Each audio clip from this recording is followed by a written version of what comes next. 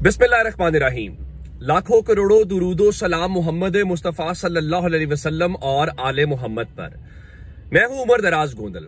वैसे जो नवाज शरीफ के साथ अब हो रही है वो किसी के साथ, सियासी रहनुमा के साथ भी नहीं होनी चाहिए। पता नहीं फिर भी नवाज शरीफ कैसे बर्दाश्त कर रहे हैं और क्यों बर्दाश्त कर रहे हैं। मैंने आपको तफसील के साथ आज सुबह की वीडियो में बताया कि फैसल वावडा, सोहेल बड़ाइच, ये सारे लोग कहना शुरू हो गए हैं कि बड़े घर ने और ताकत वालों ने चाबी दबा दी है और सीटों की बात भी बता दी है और अगली कहानी भी बता दी है कि किसको कहां पे रखना है। लेकिन अब सूरत हाल क्या है? कल चूंकि मैंने पूरा दिन नवाज शरीफ के हल्के में गुजारा, उनके मद्दे मुकाबल थी डॉक्टर यास्मीन राशिद। अब डॉक्टर यास्मीन राशिद जेल से इलेक्शन लड़ रही हैं।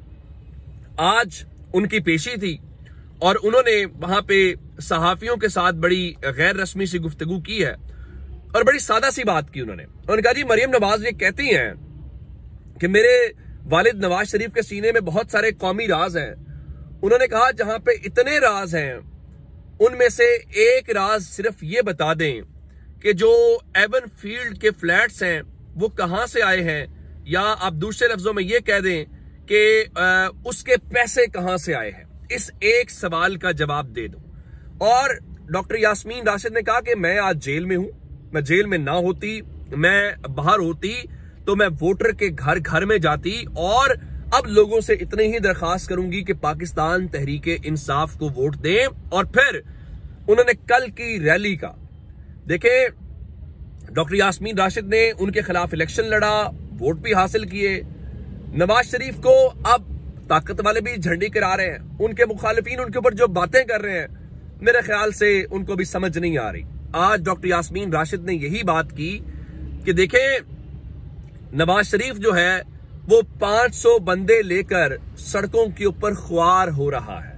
और मैंने आपको कल बताया था कि कितने लोग थे, कितनी लोगों की तादाद थी और क्या कुछ था। जाहिर है कि ये सवाल अपनी जगह के ऊपर होगा। अब नवाज शरीफ के जलसे को अगर आप 5 गुना भी बड़ा दिखाएं तो कितना कोई दिखा लेंगे। इस वक्त ग्राउंड के ऊपर जो सूरत हाल है वो सबके सामने है। अब अंदाजा इस बात से करें ना कि इस इलेक्शन की क्रेडिबिलिटी को लेके अब पंजाब के अंदर या बाकी जगहों के ऊपर जो तहरीक इंसाफ ये कह रही है वो अपनी जगह पे है। आज एक बिलावल ने इंटरव्यू दिया है रॉयटर्स को, जो इंटरनेशनल न्यूज एजेंसी है, और बिलावल जरदारी ने भी 2024 के इलेक्शन के ऊपर सवालात उठाए हैं और कहा है कि 2024 के इलेक्शन की शफाफियत के ऊपर इस वक्त जो है वो सवालात उठे हुए हैं और सवालात मंडला रहे हैं। इससे आप इस पूरी सूरत हाल का अंदाजा लगा लें किस समत में जा रही है। और दूसरी तरफ आज इंटरनेट के ऊपर दफा 144 रात को लगेगी, क्योंकि पाकिस्तान तहरीक इंसाफ ने आज रात को टिकटॉक के ऊपर जलसा करना है। नंबर 2, इमरान खान ने इतवार के दिन की कॉल दी और यह कहा कि जो लोग बाहर नहीं निकलते उनके टिकट तब्दील कर दिए जाएं। और पूरे पंजाब के अंदर दफा 144 नाफिज कर दी गई है और दफा 144 से भी लगता है बात नहीं बनी। अब एक नया मरासला आ गया है और वो मरासला बहुत ही खतरनाक है। वो क्या मरासला है? उस मरासले में ये बताया गया है कि इलेक्शन से कबल अहम सियासी रहनुमाओं को अगवा करके यरगमाल बनाने का खदशा है और वोटर्स में दहशत पैदा करने के लिए सियासी जलसों पर भी हमले हो सकते हैं। पोलिंग के दिन बैलेट पेपर, बैलेट बॉक्स और इंतखाबी नतायज या सामान छीना जा सकता है। और महकमा दाखिला पंजाब ने तमाम अजला की इंतजामिया और पुलिस को बाज़ाब्ता तौर पे इसमें मरासला भेज दिया है। हालांकि पुलिस को इंतजामात करने चाहिए और पुलिस किन चक्रों में पड़ी हुई है। खबर यह है कि आज हम्माद अजहर के घर में लाहौर में छापा मारा गया। मालूम यह पड़ा कि वो वहां पे मौजूद थे जी, और उनके साथियों ने पुलिस को देख के शोर मचाया, जिसके बाद जो हम्माद अजहर हैं वो वहां से रवाना हो गए। अब असल बात क्या है? असल बात यह है कि हम्माद अजहर के मुताबिक उनके वालिद की कॉर्नर मीटिंग कराई गई और उस कॉर्नर मीटिंग में जो अफराद जिन लोगों ने करवाई उनको गिरफ्तार करने के लिए ये सारे का सारा जो खेल है वो खेला गया और वो 3 अफराद जो है उनको गिरफ्तार किया गया। अब एक जानिब तो ये सूरत हाल है और फिर दूसरी तरफ आप ये देखिए कि चौधरी परवेज इलाही की जो अहलिया कैसरा इलाही हैं, जो चौधरी शुजात हुसैन की हमशीरा भी हैं, वो आज एक इंडिपेंडेंट उर्दू वालों को इंटरव्यू दे रही थी और वो इंटरव्यू देते हुए रो पड़ी और उन्होंने ये बताया कि चौधरी शुजात हुसैन ने चौधरी परवेज इलाही को यह पैगाम भेजा कि अगर आप प्रेस कॉन्फ्रेंस कर दें, इमरान खान को छोड़ दें, आप उसी रात जेल से बाहर होंगे और अगली सुबह मोनिस इलाही आ जाएगा। आप बदकिस्मती देखिए कि आखिर क्या वजह है, कौन से कसूर हैं कि आप प्रेस कॉन्फ्रेंस करें तो माफ हो जाते हैं। कैसरा इलाही साहिबा के मुताबिक वो जब भी चौधरी परवेज इलाही से मिली हैं, उन्होंने एक ही बात की है कि वो इमरान खान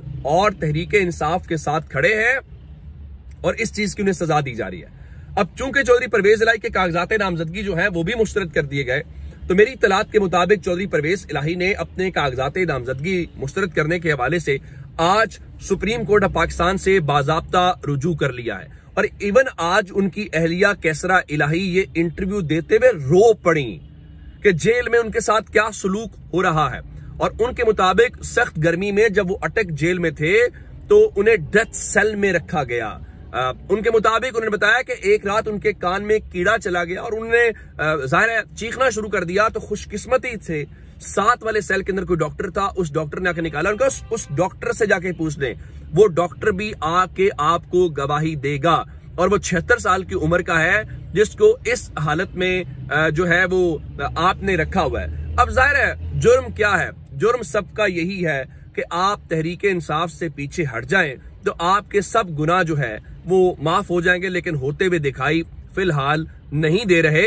और अंदाजा करें कि इस इलेक्शन के अंदर पाकिस्तान तहरीक इंसाफ से बल्ले का निशान छीन के कितना बड़ा जुल्म किया गया है। और आज जो member election commission Khyber Pakhtunkhwa हैं वो ये फरमा रहे थे कि देखिए जस्टिस रिटायर्ड इकरामुल्लाह साहब के दफा 144 के निफास के अंदर इलेक्शन कमीशन का कोई लेना देना नहीं है, ये इंतजामी मामला है। और शैब शाहीन साहब ने उनको बताया कि आपने हमारा पार्टी निशान छीन लिया। तो वो फरमाने लगे निशान की क्या जरूरत है, इमरान खान की बड़ी बड़ी तस्वीर तो लगी हुई हैं, लोग इमरान खान को जानते हैं, बल्ले की क्या हैसियत है।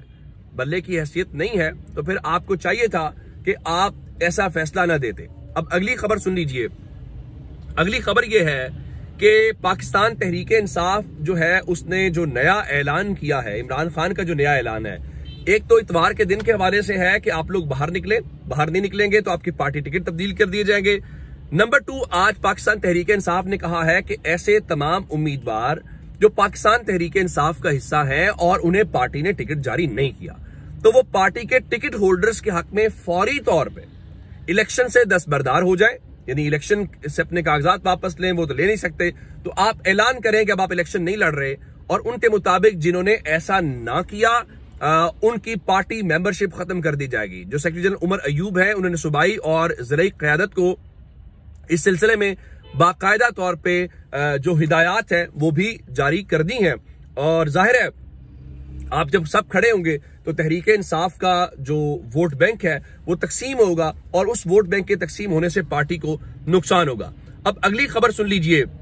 अगली खबर यह है कि इमरान खान के खिलाफ तो केसेस बड़ी तेजी के साथ चलते हैं, लेकिन आज एहतसाब अदालत इस्लामाबाद ने नवाज शरीफ, जरदारी और यूसुफ रजा गिलानी के खिलाफ जो तोशा खाना का केस है, गाड़ियों का केस है, उसको बगैर समाअत ही उस कार्रवाई को आज मुलतवी कर दिया है। जाहिर है कि इमरान खान के जो केसेस हैं उनमें तो आपने देखा ही होगा, मिसाल के तौर के ऊपर वो जो जेल ट्रायल वाला केस है वो आज इस्लामाबाद हाई कोर्ट के अंदर चल रहा है। और वकील जो इमरान खान के शैब शाहीन साहब है उन्होंने आज बताया कि वफाकी हुकूमत की जल्दबाजी देखें कि रेफरेंस दायर नहीं हुआ और ट्रायल का नोटिफिकेशन जारी कर दिया गया। नोटिफिकेशन 14 नवंबर को जारी किया गया जबकि रेफरेंस 4 दिसंबर को दायर हुआ। दूसरा नोटिफिकेशन 28 नवंबर को जारी हुआ जबकि जो रेफरेंस है वो 20 दिसंबर को हुआ। ये अलकादिर ट्रस्ट और तोशा खाना दोनों है। तो शैब शाहीन साहब ने कहा जल्दबाजी इनकी देखें कि नैब की जेल ट्रायल की दरखास्त पर एक ही दिन में समरी तैयार करके विफाकी काबीना से फौरी मंजूरी ले ली गई। मुल्क के बाकी काम भी इतनी जल्दी हो जाए तो इस मुल्क का सिस्टम बेहतर हो जाए। तो जैसे आमिर फारूक साहब भी मुस्कुराने लगे, हाँ मैं भी बिल्कुल यही कहने लगा था। अब इमरान खान का जो मामला है वो तो जाहिर है कि ऐसे ही चलेगा। दूसरा मैंने आपको बताया था कि तौहीन इलेक्शन कमीशन के अंदर जियो जंग ग्रुप के जो हाफिज तारिक खलील साहब है उनकी खबर ये आई कि वो उसके अंदर गवाह के तौर पे पेश हुए हैं, उनका वकील पेश हुआ है, जिसपे अब उन्होंने वजाहत जारी की है कि उन्होंने एक आर्टिकल लिखा था और उस आर्टिकल की बुनियाद के ऊपर उनको नोटिस हुआ था और उस पे उनका वकील आज इलेक्शन कमीशन में पेश हुआ और उनके मुताबिक वो इमरान खान के खिलाफ गवाह के तौर के ऊपर पेश नहीं हो रहे। और ये एक अच्छी बात है। मेरा ख्याल है सहाफियों को हमें इन मामलों से दूर रहना चाहिए। सियासतदान आपस में लड़े, वो उनका मामला है, हमें इस किस्म की चीजों में नहीं पड़ना चाहिए। एक खबर और है, लाहौर के अंदर एक DIG ऑपरेशंस हैं, वो तहरीक इंसाफ वाला जब वो मामला चल रहे थे तो उनकी आंख उस वक्त मुतासिर हुई।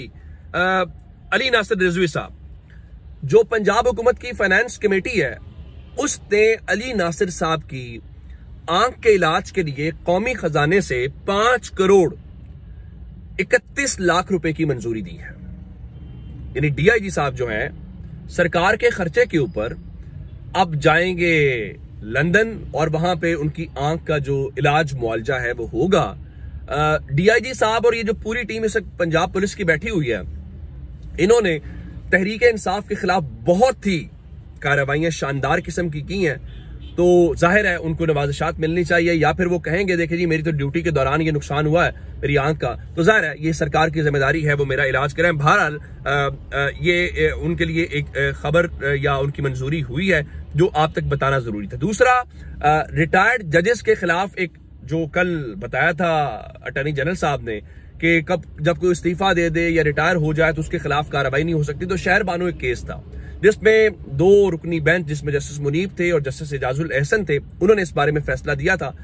तो लगता ही है काजी फायज ईसा साहब की ख्वाहिश है कि उसके खिलाफ अपील होती, वो अपील कर दी गई है। वो उसको खत्म करके बुनियादी तौर पर रिटायर्ड जजेस के खिलाफ रास्ता खोलना चाहते हैं ताकि मुजाहिर एक पर नकवी और एजाजुल एहसन साहब जो है उनके खिलाफ। लेकिन इस हवाले से जो फ्रीकैन है, जिसमें आफिया शेरबानो और फरदुल्ला बाबर है, उनकी जानिब से आज एलामिया जारी किया गया है और उन्होंने ये कहा है कि जो हुकूमत की अपील है वो बुनियादी तौर पे जस्टिस मुजाहिर नकवी के खिलाफ कार्रवाई के लिए सियासी मफाद पे मबनी है और हमारा केस वसी मफाद के लिए है, किसी ढोंग के लिए नहीं है। अब इससे आप अंदाजा लगा लें कि असली पिटिशनर्स भी कह रहे हैं कि इस फैसले के खिलाफ अपील बुनियादी तौर पे एक दरवाजा खोलने के लिए। लेकिन जाहिर है पाकिस्तान में खेल बड़ी तेजी के साथ इस वक्त जारी है। अपना बहुत सारा ख्याल रखिएगा। खुदा हाफिज।